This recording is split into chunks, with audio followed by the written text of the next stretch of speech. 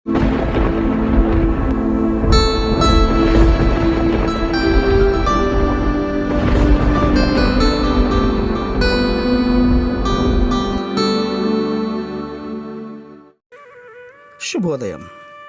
Global బెతేనియా Calvary ministry తరపున ఈ ఉదయకాల సమయంలో మరొక్కసారి మీ అందరితో కూడా కలుసుకొని దేవుని యొక్క పరిశుద్ధమైన మాటలు ధ్యానించుటకును దేవుడు నాకు ఇచ్చిన మధురమైన అవకాశంను బట్టి నేను దేవునికి ప్రత్యేకమైన వందనాలు తెలియచేసుకుంటూ ఉన్నాను. ఈరోజు కూడా పరిశుద్ధమైన వేద గ్రంథంలో నుండి మరి యొక్క చక్కటి మాటను చదువుకుందాం. పరమగీతం 2వ అధ్యాయము మొట్టమొదటి వచనాన్ని నేను చదువుతున్నాను. దయచేసి గమనించండి. పరమగీతము 2వ అధ్యాయము మొట్టమొదటి వచనము. నేను షారోను పొలములో పూయు పుష్పము వంటి దానను, లోయలలో పుట్టు పద్మము వంటి దానను. దేవునికి స్తోత్రం కలుగునుగాక.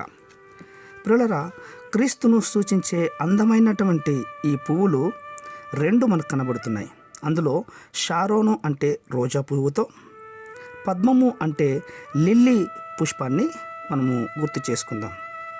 ఎర్రని రోజా దేనికి సాదృశ్యము అంటే యేసుక్రీస్తు యొక్క శరీరము నుండి కారుతున్నటువంటి ఎర్రని రక్తమును మనకు జ్ఞాపకం చేస్తుంది. అలాగే తెల్లని లిల్లీ ముళ్ళ మధ్య చీకటిలో ప్రకాశిస్తున్నటువంటి దృశ్యం అది. ముళ్ళ కిరీటము ధరింపజేయబడినటువంటి క్రీస్తు యొక్క ముఖములోని కాంతిని, ఆయన పరిశుద్ధతను మనకు జ్ఞాపకం చేస్తూ ఉంది. అవును, గులాబీ క్రీస్తు త్యాగమునకును, లిల్లీ క్రీస్తు పవిత్రమైన జీవితమునకు సాదృశ్యంగా కనబడుతున్నాయి. క్రీస్తు యొక్క జీవితము రోజా మరియు లిల్లీ పుష్పాలతో సమానం. ప్రియులరా, రోజా పువ్వు పగటి వేళ వికసించి అందరినీ కూడా ప్రయోజనకరంగా మారుస్తుంది. అయితే లిల్లీ రాత్రి వేళ వికసిస్తుంది. అవును, అందరికీ కనబడదు కానీ తన సువాసనను చాలా దూరం వరకు వెదజల్లుతుంది. అలాగే క్రీస్తు యొక్క జీవితం కూడా పగలంతా కూడా పరిగెత్తి దేవుని సేవ చేశాడు.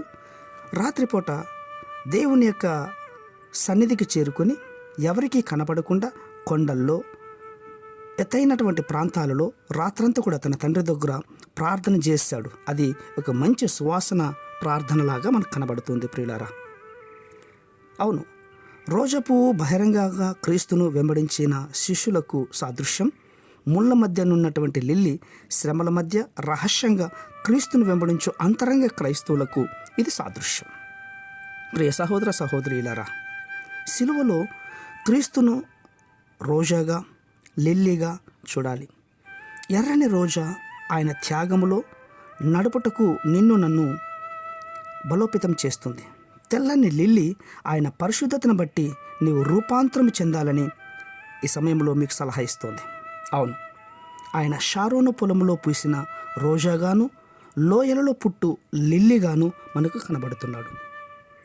ఈ విలువైనటువంటి జీవితము ఈ మాటలు వింటున్న ప్రతి ఒక్కరు కూడా అర్థం చేసుకుని జీవించడానికి ప్రయత్నం చేయండి. పరిశుద్ధమైనటువంటి మా ప్రియ పరలోకపు తండ్రి, నీ త్యాగపూరితమైనటువంటి హృదయమును, నీ పరిశుద్ధ జీవితమును మాకు దయచేయండి. పగలున్నంత వరకు మేము నీకు సేవ చేసే ప్రయాసపడే వారిగా మమ్మల్ని తండ్రి మీ కొరకై వాడుకొనండి. రాత్రి వేళలో మీ సన్నిధిలో కూర్చొని ప్రార్థించే తత్వాన్ని ఈ మాటలు వింటున్న వారందరికీ మీరు అనుగ్రహిస్తున్నదికి స్తోత్రాలు అర్పించుకుంటూ చిన్న ప్రార్థనను మా రక్షకుడైన యేసుక్రీస్తు ఉన్నతమైన నామములో దీనముగా అడిగి వేడుకను పొందించున్నాం మా తండ్రి. ఆమేన్, ఆమేన్, ఆమేన్.